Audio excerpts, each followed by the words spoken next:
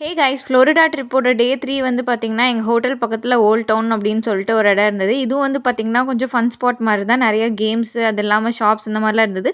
கொஞ்சம் இந்த ஏரியா பார்க்கும்போது கொஞ்சம் டவுன் டவுன் மாரி தான் இருந்தது. நெறைய ஷாப்ஸ்லாம் இருந்தது. நெறைய டிஃப்ரெண்ட் ஷாப்ஸ்லாம் இருந்தது. அத பத்தின வீடியோஸ் வந்து நான் அந்த ஷாப்ஸு அங்க உள்ள என்னலாம் இருக்குன்ட்டு நெக்ஸ்ட் வீடியோல சொல்றேன்.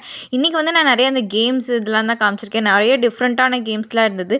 ஆல்ரெடி 2 டேஸா வந்து நெறைய ரைட்ஸ் போனதுனால, நாங்க சும்மா சுத்தி பார்க்கலாம் அப்படின்ட்டு தான் வந்தோம். ஹோட்டல்லேருந்து ஜஸ்ட் ஒரு 5 மினிட்ஸ் தான். இதெல்லாம் ரொம்பவே டிஃப்ரெண்ட்டா இருந்தது. அது இல்லாம அந்த கார் ரேஸ் ஓட்டுற மாதிரிலாம் இருந்துச்சு. ரியலிஸ்டிக்கா ஏதோ நாம ஓட்டணுமா, இல்ல ஆட்டோமேட்டிக்கா அது போகுமான்னு தெரியல.